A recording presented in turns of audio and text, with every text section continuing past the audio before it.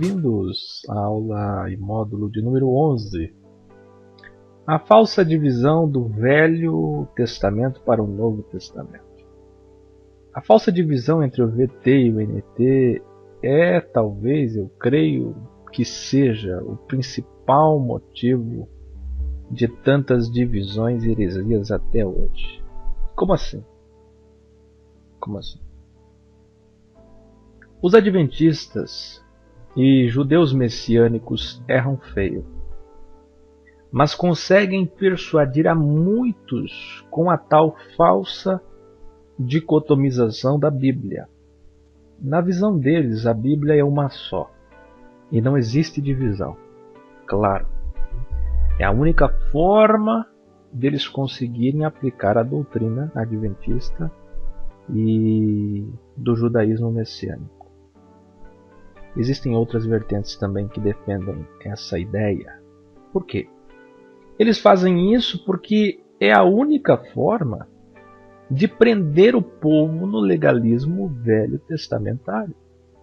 Se você lê Hebreus 9 e dá a real visão do que o escritor aos Hebreus está dizendo, como vamos estudar agora, você simplesmente entende que nem a Bíblia que temos hoje, com essa falsa dicotomização entre velho e novo, está certa, e nem tampouco os adventistas, judeus messiânicos e outras raízes que dizem que não existe divisão. Então, como eu estou colocando aqui no curso, por outro lado, todas as outras religiões e denominações cristãs e até não cristãs acreditam erroneamente na falsa divisão do Velho Testamento para o Novo Testamento, naquela página branca entre Malaquias e Mateus. Na verdade, a escritura cronológica que estava nas mãos do Messias terminava com 2 Crônicas, vide a Bíblia original no portal EC, e não com Malaquias. Existem outras traduções, como a Bíblia judaica completa, que fazem questão de trazer essa ordem cronológica que o Messias tinha em mãos. Não era uma Bíblia compilada, mas era a ordem dos pergaminhos cronologicamente, e dessa forma que eles estudavam nas sinagogas e dessa forma que eles estudavam no pátio do templo. E em qualquer outra escola, seja rabínica, sejam nas casas dos judeus, eles estudavam nessa sequência dos pergaminhos, terminando em 2 Crônicas e não Malaquias. Já falamos previamente sobre isso nas aulas anteriores, mas agora vamos aprofundar especificamente, certo? Tudo começa com o capítulo-chave para esse entendimento, Hebreus 9.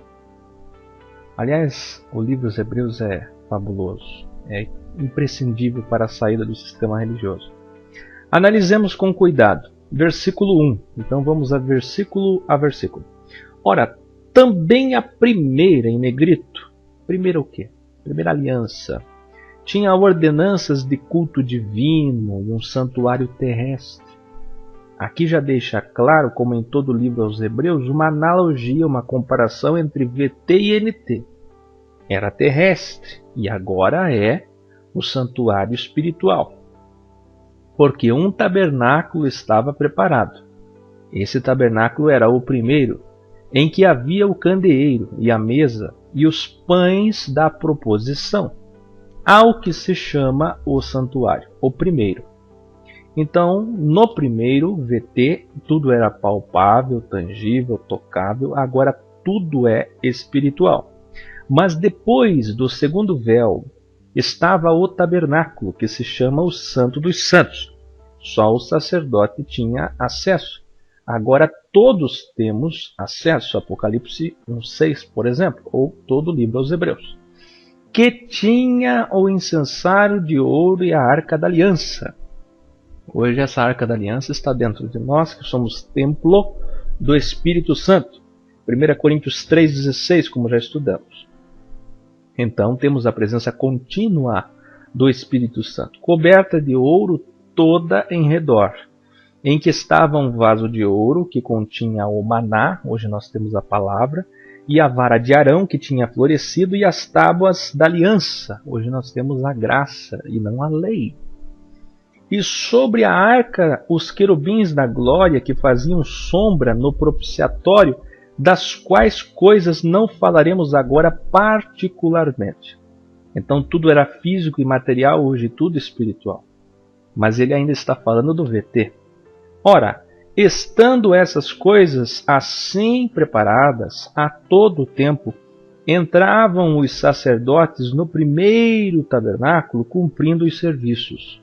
Mas no segundo, só o sumo sacerdote, hoje todos temos acesso através do Messias. No segundo, depois do véu que se rasgou, uma vez no ano, não sem sangue, que oferecia por si mesmo e pelas culpas do povo, dando nisto a entender o Espírito Santo que ainda o caminho do santuário não estava descoberto, enquanto se conservava em pé o primeiro tabernáculo, que é uma alegoria para o tempo presente. Como falamos acima, sombra, aio, preparação, transição para a glória maior que haveria de vir, como está em 2 Coríntios 3, vamos estudar em breve, em que se oferecem dons e sacrifícios que, quanto à consciência, não podem aperfeiçoar aquele que faz o serviço,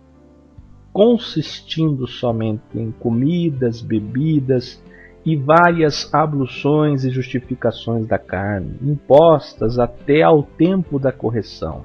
Tudo era físico. Mas, lá esse livro de Hebreus sempre tem um mas. E graças a esse mas, que nós temos a verdadeira dicotomização, divisão entre VT e NT. É esse mas que mostra a verdadeira divisão. Tudo em Hebreus tem um mas. Aí, mas quem não lê o contexto é enganado pelos costuradores de véu, pelos religiosos que estão aí costurando véu. Vindo o Messias, o sumo sacerdote dos bens futuros, por um maior e mais perfeito tabernáculo, não aquele primeiro, não feito por mãos, isto é, não desta criação. Prezado aluno, aluna, você pode glorificar Adonai nessa hora? Glorificar por este mas, graças ao Pai, ao Altíssimo, ao Soberano, ao Eterno Criador por este mas, pois o nosso Messias veio e mudou o tabernáculo imperfeito, físico de 4 paredes, por um tabernáculo de carne. Eu e você, nós, juntos formamos o único e perfeito tabernáculo espiritual. Aleluia! Nem por sangue de bodes e bezerros, mas por seu próprio sangue, entrou uma vez no santuário, havendo efetuado uma eterna redenção. Ele é o Pai da eternidade, isto é, o gerador da vida eterna. Lembra do Evangelho resumido em um versículo, João 3,16, porque Deus amou o mundo de tal maneira. É este Evangelho que mostra que o nosso Salvador é o Pai da eternidade. Ele trouxe a vida eterna, a vida abundante. O ladrão veio para roubar, matar e destruir. Quem é o ladrão? É Satanás? É o diabo? Não, é o mercenário. Leia o contexto, João 10, é o mercenário, é o falso pastor. Aquele que quer usar o título de padre, de papa, de pastor, de líder espiritual, de grande condutor do rebanho. Não, só tem um condutor, só tem um pastor. E João 3,16 traz esse evangelho, essa verdade, como Isaías 9,6. Um dos nomes dele é Pai da eternidade. Ele gerou a vida, ele trouxe vida para nós. Vida eterna. Porque se o sangue dos touros e bodes e a cinza de uma novilha esparzida sobre os imundos os santifica, quanto à purificação da carne, ele se fez maldito por nós, meus irmãos. Ele foi o último sacrifício por toda a humanidade. quanto mais, aleluia por esse quanto mais, o sangue do Messias, que pelo Espírito Eterno se ofereceu a si mesmo imaculado a Deus, purificará as vossas consciências das obras mortas, para servirdes ao Deus vivo. Percebe a mudança do VT para o NT, meu prezado aluno, aluna? Aí chega o grande texto. Aqui mostra a verdadeira divisão entre AT e NT. Mediador, com letra maiúscula, ele é o único mediador de um Novo Testamento, para que, intervindo a morte para a remissão das transgressões que havia debaixo do primeiro testamento, os chamados recebam a promessa da herança eterna. Tem que ter morte.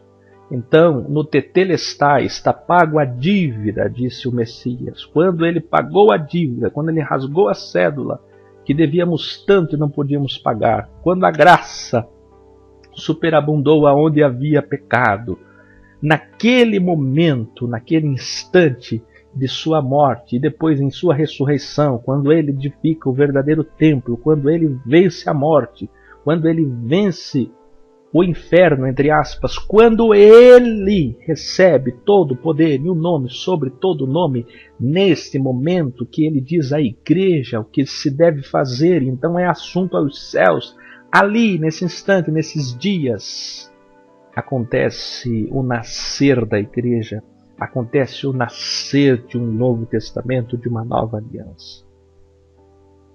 Aleluia, aleluia. Porque onde há testamento é necessário que intervenha a morte do testador. Tem que ter morte. Mateus 1, Marcos 1, Lucas 1 é Velho Testamento.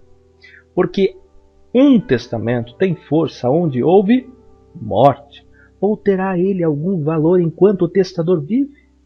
Através de sangue, através da sua morte, através do último sacrifício por todos nós, eclodiu um Novo Testamento.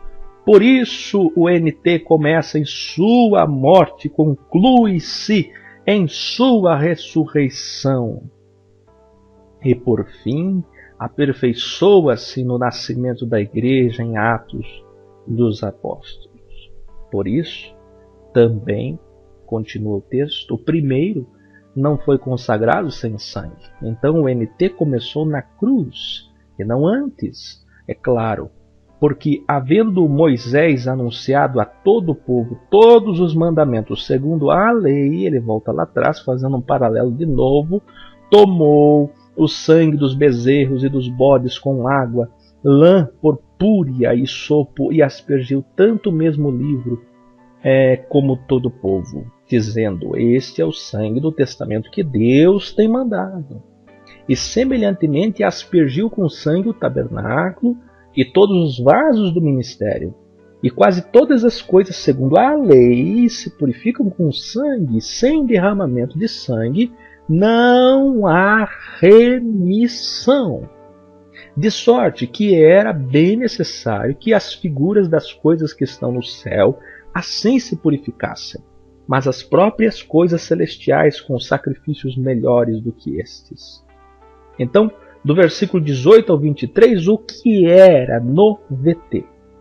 Porque o Salvador não entrou num santuário feito por mãos, figura do verdadeiro, porém no mesmo céu, para agora comparecer por nós perante a face de Deus.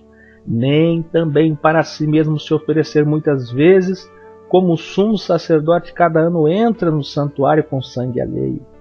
De outra maneira, necessário lhe fora padecer muitas vezes desde a fundação do mundo, mas agora, na consumação dos séculos, uma vez se manifestou para aniquilar o pecado pelo sacrifício de si mesmo. E como aos homens está ordenado morrerem uma vez, vindo depois disso o juízo, assim também o Messias, oferecendo-se uma vez para tirar os pecados de muitos, aparecerá a segunda vez sem pecado aos que o esperam para a salvação. Agora, dos versículos 24 ao 28, o que é, não o que era, o que é no Novo Testamento. Prezado aluno, aluna, É claro que tudo isso não é ensinado no sistema religioso, pois se o povo descobrir a verdade tão simples de que o Novo Testamento começou na morte do Messias e sua ressurreição, tudo vai mudar. O Evangelho vai resplandecer e a igreja vai conhecer o Messias como ele é. Agora, para finalizar esta aula, com uma temática tão importante, vamos fazer a mesma análise semântica do texto, melhor dizendo, de 2 Coríntios capítulo 3. Vamos dar uma pausa e abrir parênteses. Note que eu sempre uso o termo semântica. Saiba então, portanto, as diferenças sobre ferramentas de interpretação. Semântica é um termo para interpretação.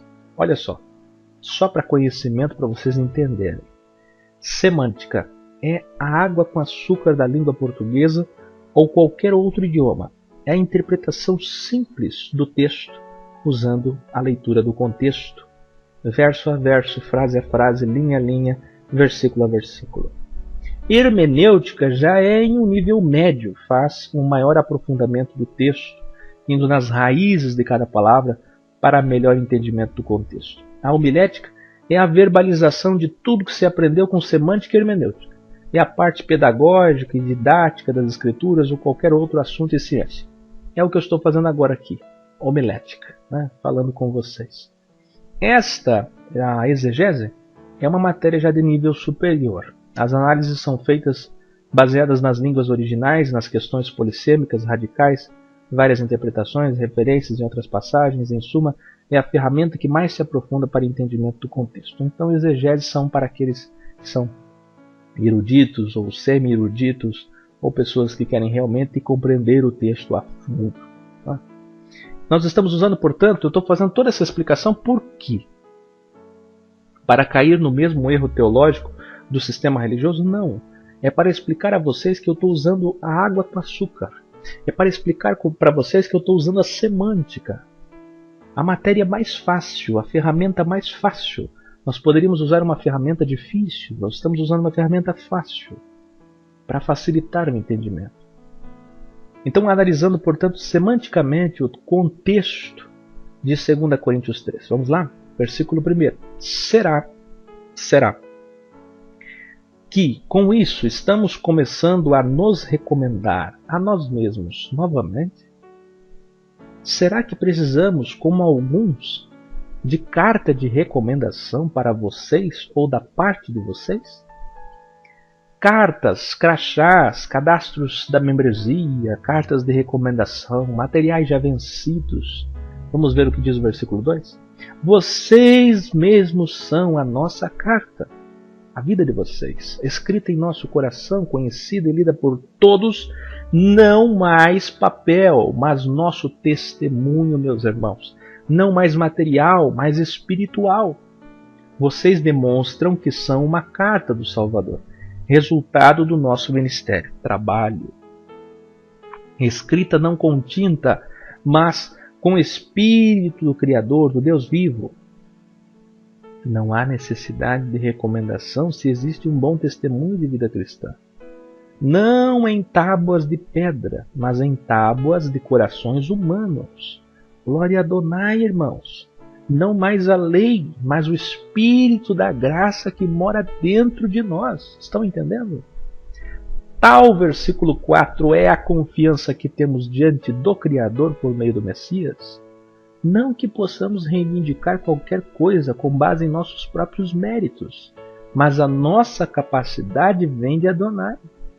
Nossa capacidade vem dele, não de nós. Que belo exemplo de humildade nos deixou o emissário Paulo. Ele está dizendo: a nossa capacidade não vem por nossos méritos, porque tudo que temos, que sabemos, vem do Pai. Ele nos capacitou para sermos ministros, trabalhadores de uma nova aliança. Trabalhadores do Evangelho e não para voltar ao Velho Testamento. Não da letra. Letra é a lei, o VT. Diferentemente do que ensinam os pregadores pentecostais, como já abordamos lá no EC. Os pregadores pentecostais de hoje dizem que a letra é estudar. É o que estamos fazendo aqui. Isso é letra. Claro. Se alguém estuda as Escrituras, este está na letra. Claro que eles dizem assim. Por quê? Porque eles querem uma membresia emburrecida. Imagine que o povo comece a estudar e comece a questionar como bons bereanos os erros que eles ensinam, os erros que eles distorcem, as coisas que eles distorcem, adulteram, acrescentam, retiram. Mas do Espírito, em Espírito com letra maiúscula e em verdade, não em templos de pedras, não em leis de pedras, mas na graça, do amor, no Espírito. Tudo é espiritual. Tudo mudou através do sangue do Messias. Pois a letra mata. Quem mata? O Velho Testamento. A ideia velho testamentária. Pregar, viver, voltar. A velha prática é morte espiritual. O que é que dá vida? O Espírito com letra maiúscula. Ele vivifica. Ainda bem, olha só o mas aqui, ó. Ainda bem que sempre tem um mas. Assim como em Hebreus 9, está aqui em 2 Coríntios 3. O Espírito da vida, o Espírito da graça, o Espírito do amor, não de rituais, não de preceitos, não de coisas físicas e religiosas, não de teorias sem fim, não de sacrifícios tolos, mas de prática, de caridade e de misericórdia. O ministério que trouxe a morte foi gravado com letras em pedras. A sombra velho-testamentária foi de pedra. Mas esse ministério veio com tal glória que os israelitas não podiam fixar os olhos na face de Moisés por causa do resplendor do seu rosto, ainda que desvanecente. Se na lei mosaica já era brilhante mesmo, não sendo a vontade perfeita do Pai, mesmo não sendo a vontade perfeita do Pai, imagina agora. Não será o ministério do Espírito ainda muito mais glorioso? Essa glória maior da segunda casa, como estudamos, a casa esta que somos nós, conforme já aprendemos em Hebreus 3:6. A vontade permissiva passou do templo, do dízimo, da lei, do sacerdócio, do divórcio, dos sacrifícios, e a vontade perfeita chegou através do sangue do Messias. A palavra veio aos gentios e a salvação chegou até nós. Você pode adorar a Ele por isso? A salvação chegou até nós. A palavra veio para nós. Porque o Novo Testamento representa a salvação para a casa de Judá, representa a salvação para nós, representa a salvação para os gentios. Se tivéssemos só Velho Testamento, então seriam só judeus. Quem está no Velho Testamento está a mesma coisa que dizer eu não sou salvo, a salvação não veio para mim, não veio o Redentor à terra, o Messias ainda não veio. Se era glorioso o ministério que trouxe condenação, quanto mais glorioso será o ministério que produz justiça. Estar em círculo religioso com práticas velhas é desprezar a maior glória que o Espírito tem para nós, meus irmãos. Pois que outrora foi glorioso, agora não tem glória, em comparação com a glória insuperável. E se o que estava se desvanecendo se manifestou com glória, quanto maior será a glória do que permanece. Portanto, visto que temos tal esperança, mostramos muito mais confiança. Não somos como Moisés. Olha que expressão paulina extremamente forte. Não somos como Moisés. Não somos como a lei. Aqui não é a pessoa de Moisés, mas está se referindo a tudo que é velho testamentário, como VT, que não havia compreensão e nem acesso à glória do Pai, que hoje é revelada, que coloca um véu sobre a face para que os israelitas não contemplem o resplendor. Então eles não contemplavam o resplendor que se desvanecia.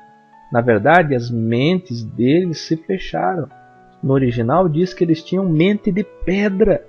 Quem está no Velho Testamento, nessas denominações e religiões, tem mente de pedra. Ô mente de pedra! Ô mente de pedra! E você, caro aluno, aluna, que ainda está no sistema religioso, como é sua mente? De pedra? É material? É velho testamentária? Ou é da graça? Ou é espiritual? pois até hoje o mesmo véu permanece quando é lida a Antiga Aliança. Eles não entendem, eles leem a Antiga Aliança e não entendem. Portanto, o véu está lá. Eles em seus cultos velho-testamentários estão cheios de resquícios antigos e dogmatismo arcaico. São legalistas, pois quando leem nas reuniões templocêntricas o Velho Testamento, não entendem a verdade do Evangelho. Eles têm um véu costurado, invalidam o sacrifício do Messias e conhecem o Pai através de um véu. Não foi retirado o véu. O véu está lá. A lei está lá. A maldição também, meus irmãos. Infelizmente, porque é somente no Messias, no nosso Salvador, que o véu é removido. Então vem para o Messias. Vem para o Messias. Sai do tabernáculo imperfeito e vem ser igreja. Saia do arraial e vem para ele. Só em nosso Salvador a lei acaba. Só em nosso Salvador o véu é rasgado, tirado.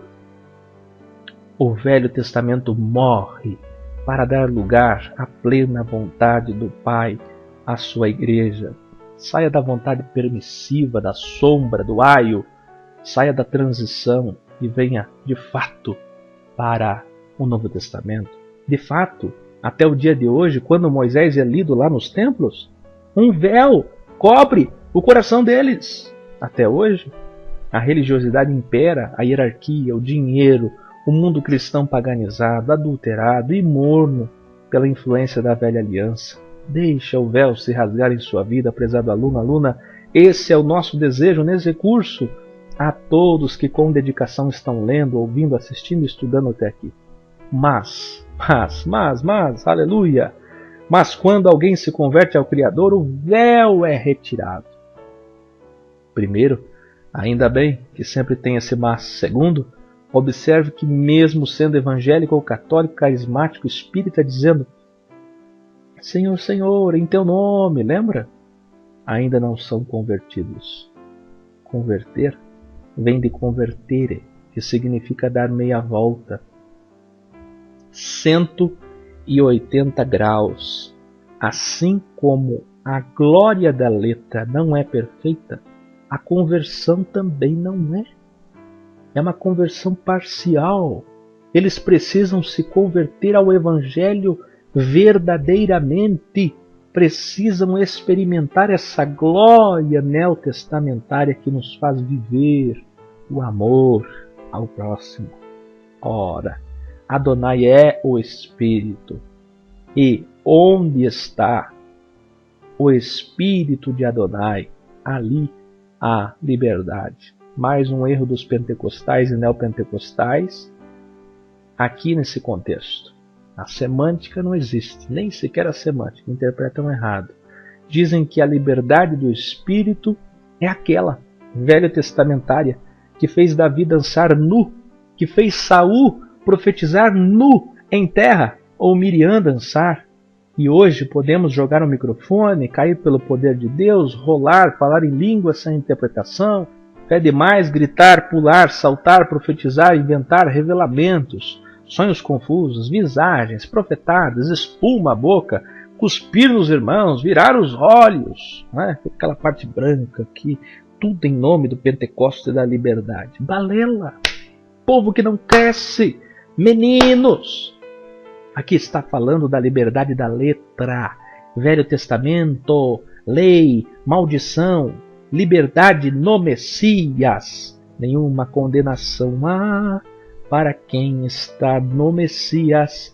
Está falando da liberdade da letra que mata espiritualmente, e mal sabem eles disso. E por essa razão, em grande parte, pulam hoje e amanhã estão na balada pulando. Falam em línguas hoje e amanhã estão na praia bebendo. Pulam no Congresso dos Gideões e amanhã estão no carnaval. Profetizam hoje e amanhã estão dormindo com a mulher do próximo. Estão na letra, estão nas velhas práticas religiosas que não mudam, não modelam caráter, não produzem santidade verdadeira, que o Messias veio cumprir, quebrar paradigmas, protocolos, preceitos, alterar, melhorar, aprimorar, dar sentido ao que era imperfeito, até de fato abolir a letra que mata e nos entregar o Espírito da graça, que é de graça. Não custa 1.000, 5, 10, 15, 300, R$1.000 para uma noite, por uma noite de show gospel, de show gospel ou congresso pentecostal. Ai deles, todos darão conta de cada centavo. Meus irmãos. E continua o texto: e todos nós, que com a face descoberta contemplamos a glória de Adonai, para quem já está no Messias e tem o véu rasgado, contempla a glória de Adonai como Ele é. E em breve, meus irmãos, seremos como Ele é, como diz em 1 Coríntios 13. Segundo a sua imagem, estamos sendo transformados com glória cada vez maior. Quer experimentar essa glória da graça? Vem para fora do túmulo, Lázaro. Vem para fora do túmulo. A letra matou a muitos e já cheiram mal. Estão lá cheios de fitas, laços que os prendem, faixas. Mas o Messias é vida. Ele pode fazê-los experimentar a sua glória. Ele pode fazer você vencer essa morte espiritual provocada pela lei. Glória essa que não vem de emoção audiovisual religiosa. Audiovisual religiosa. Mas uma glória que vem de Adonai, que é o Espírito. Os responsáveis por separar o Novo Testamento em versículos separaram o capítulo 3 de 2 Coríntios do capítulo 4. E para aqueles que são preguiçosos, isso é fatal. É a maternidade, é a origem das heresias. Então, por essa razão, como estamos analisando semanticamente, versículo a versículo, nós vamos ver a continuidade do que Paulo está tratando. Vejamos então pelo menos os versículos 3, 4 e 5 do próximo capítulo, capítulo 4 de 2 Coríntios. Mas, olha só, quer dizer, continuidade do que ele estava falando. Separaram o capítulo errado. Se ainda o nosso evangelho está encoberto, quantas denominações, pregadores, líderes, quanta gente com o evangelho do véu costurado, com a mente de pedra, com o evangelho das massagens e não da mensagem do evangelho. Um evangelho encoberto. Não deixemos que o véu esteja costurado em nossas vidas, pois isso prejudicará a pregação do evangelho. Para os que se perdem, está encoberto, nos quais o Deus desses séculos cegou os entendimentos dos incrédulos. Já estudamos sobre isso. No original, vide nossa Bíblia original do portal EQ. Diz: o sistema de todas as coisas do mundo, para que lhes não resplandeça a luz do Evangelho da glória do Messias. O sistema religioso, político, econômico, os sistemas do mundo, este mundo de pecado, faz com que eles não vejam a glória do Evangelho. As pessoas que estão envolvidas com esse mundo não têm conhecimento desse Evangelho plenamente. A luz do Evangelho não é resplandecida na vida daqueles que estão nos círculos religiosos desse mundo, pois o Deus desse mundo os cega para que não vejam essa glória. É nossa missão, diz Paulo, levar o Evangelho descoberto, aleluia, sem véu, sem letra, sem mundo e sem sistema. É nossa missão, meus irmãos. É isso que ele está dizendo aqui em 2 Coríntios 4, continuação de 2 Coríntios 3. Porque não nos pregamos a nós mesmos. Não pregamos religião, dogmas, credos, invenções humanas, mas ao Salvador. Só Ele, para Ele, por Ele, sempre Ele, nosso Messias, Salvador, e nós mesmos somos vossos servos. Olha o que Paulo está dizendo. Shaul, aquele que significa pequeno, ele está dizendo vossos servos. Ele não está dizendo vossos líderes, ele está dizendo vossos servos. por amor do Salvador. Lemos 2 Coríntios capítulo 4, versículos 3, 4 e 5. Qual evangelho você conhece? O do véu rasgado ou o do véu costurado? Mente de graça ou mente de pedra? Tábuas da lei ou tábuas de carne? Templos de pedras ou templos de carne? Tabernáculo de 4 paredes ou tabernáculo perfeito espiritual? Qual evangelho você conhece? O evangelho transitório ou o evangelho completo?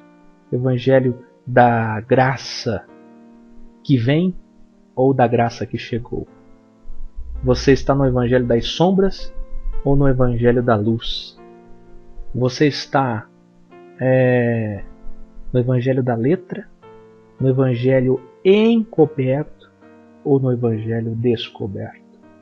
E uma das grandes missões desse curso é rasgar o véu na sua vida e é fazer com que você veja a luz, é fazer com que você saia da transição, que você se converta, dê meia volta, e que não seja uma conversão parcial, mas uma conversão plena, que você possa ver o Evangelho como ele é, o nosso Messias como ele é, de glória em glória, de glória em glória, de glória em glória, um Evangelho descoberto. Que você possa descobrir a verdade do Evangelho, que você possa descobrir a verdade do Evangelho. E eu espero vocês na aula em módulo 12 com um tema importantíssimo: assuntos essenciais e assuntos secundários. Que o Pai te abençoe e eu aguardo você na próxima aula.